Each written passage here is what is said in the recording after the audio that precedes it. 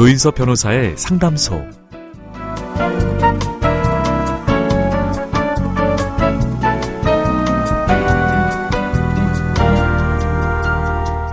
정리정돈 잘하는 편이신가요?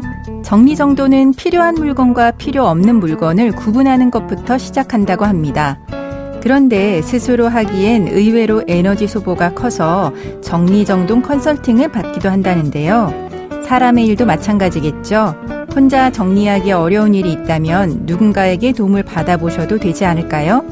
오늘도 당신을 응원합니다. 조인섭 변호사의 상담소, 지금 바로 문을 열겠습니다.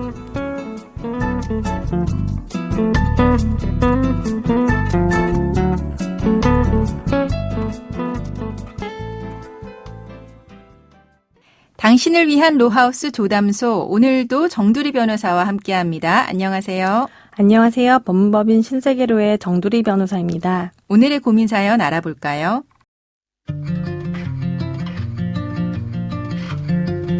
저는 30년간 가정주부로서 남편을 내조하고 새 아이를 낳아서 길렀습니다. 남편은 평소에는 자상하고 온화한 편인데 술만 마시면 폭언과 폭행을 일삼았습니다. 그러던 어느 날 남편이 시부모님으로부터 거액의 부동산과 현금을 상속받았습니다. 저는 상속받은 현금으로 부동산과 주식 등에 투자했죠. 투자 결과는 재산에 큰 보탬이 될 정도로 좋았습니다. 최근 막내까지 모두 대학에 입학했습니다만 남편은 여전히 술을 마시고 저에게 폭언과 폭행을 했습니다. 아이들이 모두 성인이 되었는데도 욕을 먹고 맞고 살 이유가 있는지 스스로 묻게 됐죠. 그래서 저는 남편의 폭언과 폭력으로부터 벗어나기로 결심이 선 상태입니다. 아이들도 저의 결심을 지지하고 있습니다. 저는 남편을 상대로 이혼 청구와 재산분할 청구를 했는데요.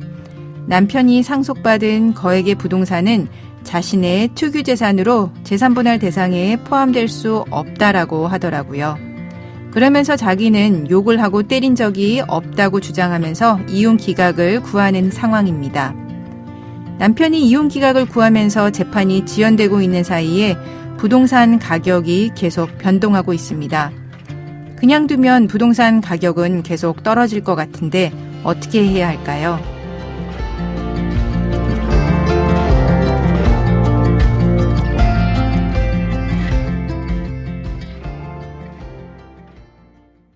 네, 사연자분은 오랫동안 가정폭력에 시달린 분입니다.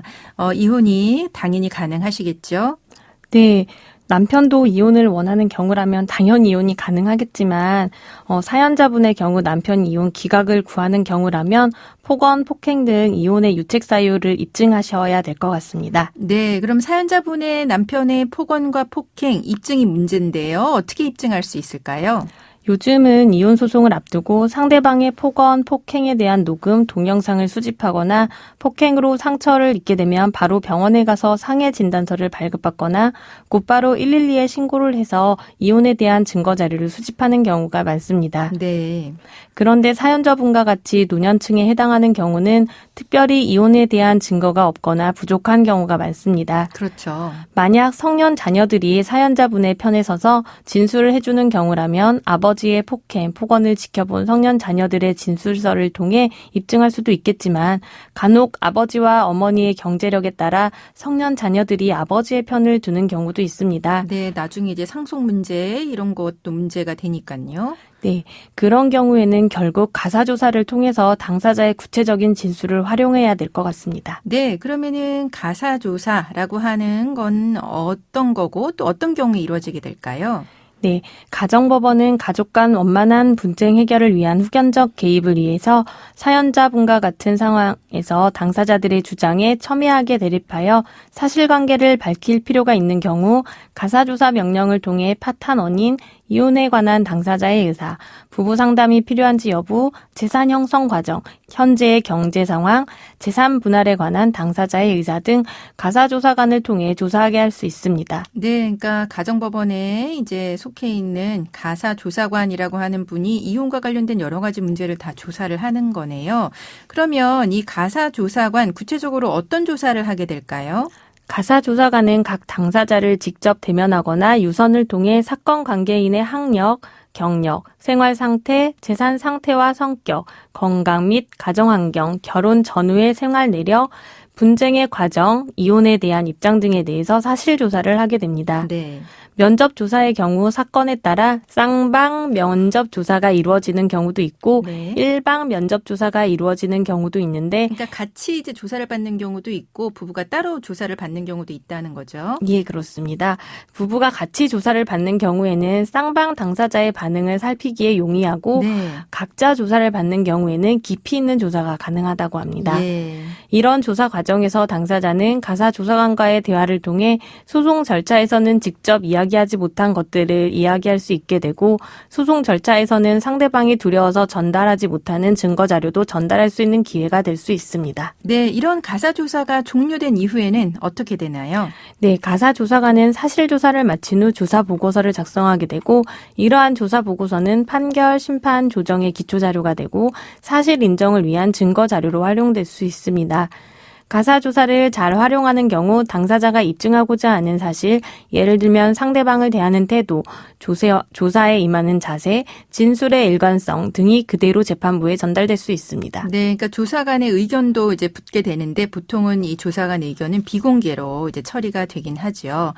만약에 지금 사연에서 이혼이 되는 경우에 이제 문제는 재산 분할이 될 것 같은데요. 남편이 시부모님한테서 상속받은 재산 좀 거액인 것 같습니다. 이 재산 특유 재산으로서 재산 분할 대상에서 제외돼야 한다고 남편은 주장하는데 어떻게 재산 분할 대상이 포함이 될까요? 부부 일방이 혼인 전부터 가지고 있던 본인 명의의 고유재산, 혼인 중 자기 명의로 취득한 재산은 소위 특유재산으로 재산 분할의 대상에서 제외되어야 할 것이나 우리 법원은 이혼으로 인한 재산 분할의 경우 특유재산의 번복을 비교적 폭넓게 인정하는 편입니다. 그러니까 특유재산도 분할 대상은 될 수 있다는 거죠. 네, 부부 일방의 명의로 되어 있는 재산일지라도 재산의 보유기간이 상당하거나 정상적인 혼인관계가 유지된 채로 상당한 기간이 경과하였거나 재산의 형성뿐 아니라 유지에 부부 공동의 유무형의 노력이 투입되는 경우가 대부분이기 때문에 실무적으로는 일단 부부 공동재산으로 보아 재산 분할 대상으로 삼되 그 재산이 특유재산이라는 사정은 분할 비율을 정할 때, 즉 기여도에서 반영하는 것이 일반적입니다. 네. 다만 구체적인 경우에 따라 법원의 판단이 달라질 수 있기 때문에 일률적으로 단정하기는 어렵습니다. 예컨대 혼인관계가 완전히 파탄난 이후 상속을 받은 것이라면 특유재산으로 보아 재산분할 대상에서 제외될 가능성도 있습니다. 네, 그럼 사연자분 같은 경우는 어떻게 될까요? 비록 남편이 시부모님에게 상속을 받아 남편 명의로 된 특유재산이라고 할지라도 아내가 남편과 30여년간 혼인관계를 유지해 오면서 가정주부로서 남편을 내조해 왔다면 내조해공 역시 재산의 유지에 상당 부분 기여했다고 볼 수 있으므로 상속받은 재산이 재산분할의 대상에서 제외되기보다는 재산분할 대상에 포함하되 남편의 기여도, 즉 분할 비율이 높게 인정될 가능성이 있습니다. 네, 그런데 이제 사연을 보니까 현재 부동산 가액이 변동하고 있는 것 같습니다. 이 부동산 가액 언제 시점을 기준으로 산정이 될까요? 네, 분할 대상 재산의 가액 산정의 기준 시점은 원칙적으로는 이혼 소송의 사실심 변론 종결일이 됩니다. 만약 아파트라면 변종일에 가까운 KB 부동산 시세나 국토교통부의 실거래가를 기준으로 하고 아파트 이외의 부동산의 경우 시가 감정을 원칙으로 하지만 예외적으로 공시지가로 평가하는 경우도 있습니다. 실무상 당사자들이 일치하여 기준 시점 또는 가액을 진술하는 경우 그에 따라 가액을 정하기도 합니다. 네, 그러니까 사실심 변론 종결일, 그러니까 1심, 2심 재판 종결 시점에서 재판 끝나는 시점에서 이게 가액이 정해진다는 거죠. 가격이 오르는 상황이면 유리하겠지만 가격이 떨어지는 상황이면 또 불리하겠네요. 그럼 사연자분 입장에서는 이혼 소송 제기하기 전에 주의할 점이 있을까요? 네, 이혼 소송에서 재산 분할을 받는 것으로 판결을 받더라도 상대방이 이를 지급하지 않는 경우가 있습니다.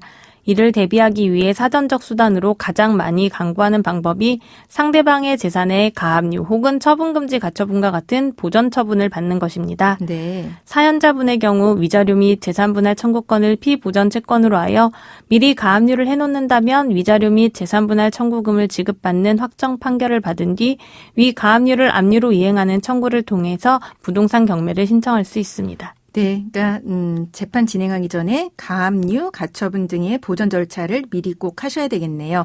지금까지 상담 내용을 정리해 보자면 이제 남편이 이혼을 원하지 않는다라고 하면은 사연자분 입장에서 폭언과 폭행 등의 이혼 사유 입증하셔야 됩니다. 뭐 여러 가지 이제 증거 자료가 있겠지만 증거 자료 마련하지 못하는 경우에는 성년 자녀의 진술서도 증거로 가능하고 가사 조사 절차라고 하는 거를 통해서도 이제 폭행 부분을 입증할 수 있다라고 안내해 드렸고요. 그리고 이혼 시 남편이 시부모님한테 상속받은 재산은 특유 재산이지만 부부의 공동 노력으로 유지가 되었다면 재산분할 될 수 있다라고 하는 부분 안내해 드렸습니다. 지금까지 정두리 변호사와 함께했습니다. 네, 감사합니다. 조인섭 변호사의 상담소는 유튜브를 통해서 다시 듣게 하실 수 있습니다. 궁금한 점이나 건의할 사항이 있으면 댓글을 달아주세요.